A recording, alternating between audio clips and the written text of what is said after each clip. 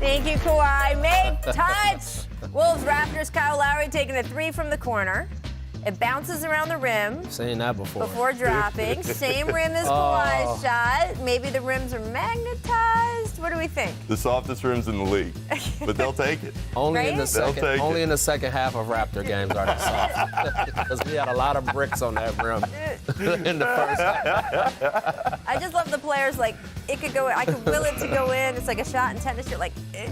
There you go. There we go. There we go. Miss caution. Jazz Mavs. Boyan Bogdanovic in the corner.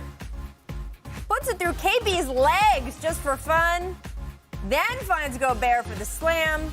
I think after that game winner a couple nights ago, he's feeling a little dangerous. A little reckless in his approach, but That's a coach. A coach, I'm like, ooh, that's exciting. And he's like, that's reckless. Not really that. You risk getting KP riled up too, you know. But Bogdanovic is playing great for them. Utah's playing great basketball as well. That's like one of those moves that you flipped in the video in the VCR and you're trying to learn how to dribble through your legs. That has come to life here. Shoot, and there you go. Make encouragement. Nets Pacers. All right, so DeAndre is at the line here. He misses his first. Teammates dap him up. And then so does Jeremy Lamb. That's nice. And then DJ made the second. Come on, Rach. And Come on. Lamb left him hanging there. He wasn't willing. Oh, he didn't want to shake his hand on that No, one, huh? no. So you think the first one was really encouragement? Are you implying there would ever be sarcasm in an NBA game? Oh, and Mr. Lamb Never. was telling him, good, nice job. I miss the 80s and 90s. You never see that in a game. Come on. The DeAndre just keeping it with him as he walked backward Oh, off just letting the them court. know. He was letting them know. It was like pretty great too. Miss control. Suns Lakers. All right, Kuz driving, looks to pass, gets fouled, and the ball goes in. Sometimes That's it how all you know works it's your out. night. Yes. this. Sometimes it all works out. He wasn't even like, he was like doing the fake shooting to get the foul, and then it really, really went in. I watched that thing like 5 times. I still can't believe that was the result. I mean, you know, Yeah, that's luck. Can we do something about the hair now? look, all I have to tell you is it's a make or miss league. Make poster staying here in Los Angeles for a Suns highlight. There you go. Oh, Our my. researcher Michael Schwartz is happy. Cam Johnson packing it in over JaVale in the first quarter. This whole rookie class, Nick, is just freaky athletic, right? Let's just have them in the dunk contest. I mean- a rookie class dunk contest. You really could. That would be good because I'm still a little sour that Zion and Ja are not in the dunk I contest. mean, you so go we could get Zion, the kid Clark from Memphis, Yes, and Ja, yes. Yep. RJ. I mean, you got some guys that can go up and get it done. A rising, there is Look at this. there is like Good a Lord. Rising Stars skills challenge, right? But Zion's not the Who's going same. to want less of a dunk contest, though? Let's do more. Let's do like a dunk contest invitational and then the main one later. Dunk How to about the dunk. kid out in New Orleans, too, the other kid that they got out there that's real bouncy? They got some- Jackson Hayes, right? Yeah, Yep. they got some athletes in There this you class. go. In fact, there's athletes all over the place. Time to run it back. Here are the top rookie posterizations ever. Number 5, Shaq in '93 over Zoe. Yes, Ooh. I remember watching this from my bedroom In in Orlando. screaming at the television. You have to This explain to was people awesome. why your bedroom Oh, is you know relevant Shaq to felt this good on that one. He got Grandmama hands on that one. Number 4, Tatum on LeBron in 2018. This was so big for Jason Tatum. Rookie moment right here, I would have taken every tee in that moment. right? Eastern Conference Finals. Scream at him, jump on him, whatever it takes. You just threw down on LeBron. Number You earned 3, it. C. Webb on Charles Barkley in '93. The round mound if I Hey. just dunked on you. That was a bad celebration by C. Webb because I think Charles came back the next game and gave him like 60. Oh, well, that's what rookies have to learn in the NBA. Number 2, Humility. Blake Griffin, Oh, boy. Timothy Mozgov. I mean, did he just hug him? That's what we're going to call it, Fizz. We're going to call it hugging. The dunk that created a verb. You got Mozgov. The dunk that created a verb. And you knew who was going to be number 1 here. Vince Carter was doing it when he was a Oh, baby. my goodness. 1999 on Dikembe. He caught Deke underneath the rim. Woo! No, no, no. Look at T-Mac.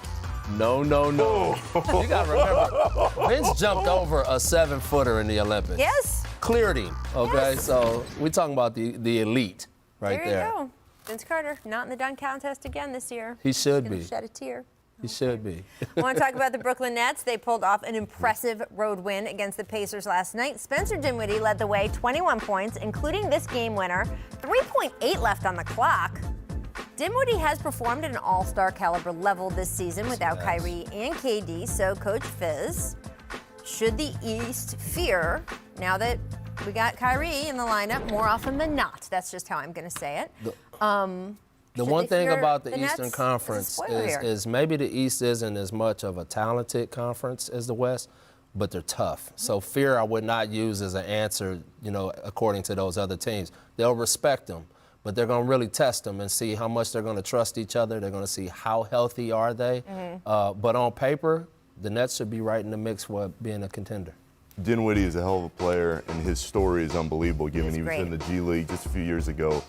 But this is all dependent on Kevin and Kyrie being healthy. Right. And Well, Kevin has said, I am not coming back till next year. I know people see the Yeah. workout video. He has reiterated. That's smart. Yeah, Right? absolutely. Which is good, not create any kind of pressure expectation. No doubt about So that lineup we're really talking about a year That's a later. dangerous lineup. That's a Kyrie dangerous has lineup. been in and out. I believe from this latest injury he's supposed to be back soon, but again, we have to just sort of how many watch and times wait have we and see. said that, though? I'm just saying. They're like Positive word for vibes. word, literally. Positive. He may be coming And back. that lineup is probably their closing lineup. I think if they have a stretch four in there that they Mm-hmm. mix in and bring Dinwiddie off the bench just to keep that balance, Yep. then they're really dangerous. Yep, we'll have plenty of time to find out. All right, coming up, Joel Embiid and Jimmy Butler had a very interesting exchange on social media last night. We're going to break that down, discuss if we could ever see Butler and Embiid playing together again, maybe in a Heat uniform. George Sedano is going to discuss with us.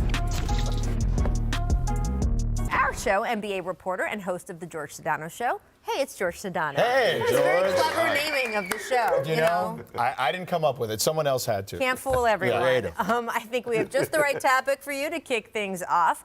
Joel Embiid appeared to have shushed the crowd in Philly on Sunday after hitting a three-pointer against the Bulls. Remember, they had been booing him earlier in that game. Afterward, Embiid said, no, he was frustrated with himself, not the crowd. I don't know if anyone bought it. So last night, Embiid posted a photo of his shh with a caption, "You either die a hero or live long enough to see yourself become a villain." And if that wasn't spicy enough, his former teammate, Jimmy Butler, who resides in, Miami now, replied, quote, "I know a place where villains are welcome." To which Embiid responded, "Damn right, my brother." And finally, Embiid took to Twitter for a little damage control, quote, "Made for this. If I can take it, then you can too. Philly tough, all love." There you go. Fizz, you spent 9 years as part of the Heat coaching staff. Do you think Pat Riley and and Eric Spoelstra are in favor of Jimmy recruiting Joel Embiid? Absolutely. Are you kidding me? I almost cursed on air. Yeah, absolutely he is. Now, I don't know how happy Adam Silver is with him doing that underlying recruitment, but at the end of the day, I know that he would love to have a guy like that. Who wouldn't? It is mental warfare, Rachel.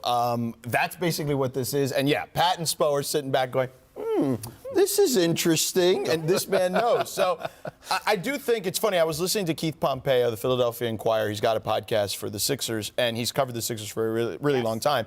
And he said, Jimmy's in the organization's head right now. Jimmy knows exactly what he's doing, that he controls both locker rooms. He's controlling the Heat locker room and the Sixers locker room right now. That's amazing. And for anecdotal evidence, late last night in San Francisco, Jimmy is walking over to the shower going, ha, ha, ha, ha. The villain. Yeah. The villain is here. Yeah. So he knew exactly what he was doing. He's got a close relationship with Joel, and I'm sure they'd love to be together again, but there are a lot of different dominoes that would have to fall. And I do agree with Joel. It goes both ways, fans to players, players back to fans. You got to be able to take it to fans when you got to shut your mouth a little bit. Well, especially that town, right? That town town, is willing come on. to. They gave it to Santa Claus. Let's not forget that. Oh, man, I've seen them rip apart some of the greats. So, if a guy gives it a little bit back to him, they can take it. So. I mean, look, For sure. Both Joel and Jimmy have told me we text every day. I mean, they are super, super They're close, close, yeah. still. And when the teams played each other, was it about a week ago? The Heat won by 30. I mean, Might have been Jimmy's best game of the year. Yeah, 38 points. There were He some played conversations. In 3 quarters, by the way. And the Heat were here in Los Angeles after that, and talking to a couple players around the locker room, they said, man, we were just like, the Sixers didn't want it. Like, here we were about to have this Eastern Conference showdown, and the Sixers didn't want it, which I think is a feeling some fans have felt, and then players obviously frustrated too. I want to run back a quote from Sixers GM Elton Brand. This is from Friday, right after the trade deadline. Take a listen. I believe in this group. We have the best record at home in the NBA, and I know we're more of that team than what we've seen recently. I believe in this group, but make no mistake, we're disappointed in how we've played lately. We're disappointed, and we all have to work to fix that. So I thought his comments were particularly interesting because he's coming out after the trade deadline, and they did add some bench shooting, so they did tinker a little bit. But he's basically saying we can do better with this personnel. Absolutely. So do you think the Sixers' problems are fixable beyond any personnel X and O issues? It's not personnel, it's personalities. And I really believe when those two pillars, Ben and Embiid, really decide to say, I'm going to give up a part of myself to make you better. Because that's the only way it's going to work, is when both of them decide that they're going to just give up a little piece of themselves to help the group, to help that next guy. That's when they'll take off. But they got the talent. I don't want to hear about that they don't fit. That's crap, because Joel Embiid can pick and pop and do a lot of different things while Ben Simmons is on the floor making plays. So I just think it's personality. Do you feel bad for Brett Brown? Because he's the one who's really been taking a lot of heat recently. Well, you always feel, as a coach, I always empathize. And Brett is one of the better coaches in this league. People don't understand. This guy is a motivator. He's a tactician. And now he's having to glue together, you know, these stars and these different pieces. And I think Brett is the guy for the job. He's the one that can get them over the hump. But it's a battle when you're talking about people. You're not just talking about a strategy or X's and O's. You're talking about personalities and people and trying to get them to understand how they help each other and how that's also going to help themselves. See, I think it's a little bit of both. I think it's personalities, clearly, at times can conflict, right? We've seen that. But I do think it's personnel, and I think that Elton Brand maybe tried to correct that. And yes, he's right. They have a great home record, but they have the worst road record of any of the current playoff teams at the moment, and that's not a good sign for them. So they need to be able to win on the road, especially where they're seated currently, to be able to move on in the playoffs. They built a team that was built to beat the Milwaukee Bucks. Right. And they did a nice job of that on Christmas. The problem is you got to get there, right? And some of these other teams have been able to feast on them, particularly on the road. That's the soundbite of a GM who's feeling a lot of heat, who feels like he put the pieces in place and they're not living up to their end of the bargain. But to follow up on what Fizz is saying, I like Brett Brown a lot, but we're going to find out how much his message is still resonating over these next few months, because this is his last stand. Yeah. If he doesn't get it done now, he's gone.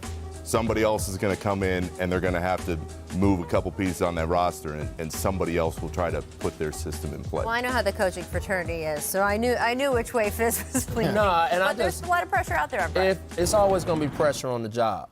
But if there's a coach that can get it done, knowing his personality, his resilience, Brett Brown is that guy. He suffered through all of those losses early on in that process to get them to where they are now, not to just watch it crumble. He is going to step up. He's going to do his part in contributing. But at the end of the day, those are two grown men that have to figure out how important is it for you to win. And they have to make that decision for themselves if they want it. I want to switch here and talk about the Lakers just before we get out of this segment, because Rajon Rondo scored 23 points, dished out 6 assists. He was also a plus 22 for the game. I told you. And George, there's been a lot of talk. You take calls on your radio station every day about the Lakers. They need to bring in another ball handler. Do you think Rondo's performance last night will set those fans into a little more comfort that maybe they didn't need another piece to their backcourt? If today's any indication, absolutely not. No. Okay, so look, the last time we saw Rondo perform like this was against OKC.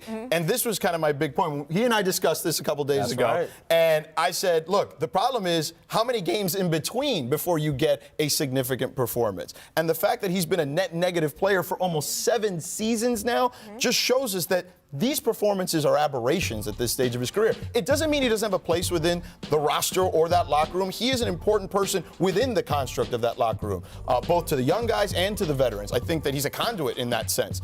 But I do think that if you look at his overall performance, the numbers don't lie in this situation.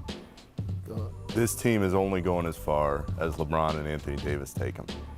They still, to me, need another piece. That's generally true of most of these. Absolutely, but the Lakers are a lot better than I thought. Right. A lot better early on and have carried that over. But in order to win in the postseason, you need your stars to deliver, and you can't rely on a guy like Rondo, game after game after game. Maybe he can steal a game. Right. But to me, as solid as the Lakers have been and as great as Rondo has been recently, it's still the Clippers. Y'all sleeping on Rondo. This is playoff Rondo, right? What about playoff Rondo? Yeah, you're looking at a veteran player who's going through the regular season. 82 games is a lot for a veteran at that stage in his career. But when it breaks up to where you have a day in between, 2 days in between, and you're playing the same opponent every night, you're talking about one of the most brilliant basketball minds in the game, and he gets to face you every single game over and over, he's going to figure you out. And he starts to pick you apart. And now you have another coach on that team, another floor general who really understands how to win in the playoffs. I guarantee you when it starts to ratchet up, Rondo is going to be there to step up. Yeah, no one's denying that he's one of the smartest players in the league. I mean, Dwayne Wade talked about it one time to me. He basically said that outside, him and LeBron and Rondo, like Rondo and LeBron, as far as smart players that he's played with, they're elite, equal or in the same conversation. Yeah. But again, this is about being able to pull that off. Playoff Rondo was a long time ago now. It wasn't only recent. 2 years ago. It was, only right. 2 years but ago. But Father Time is undefeated, and we've seen that. He went into Portland and dismantled Portland, and he was the reason why they dismantled Portland, one of the greatest backcourts in our league.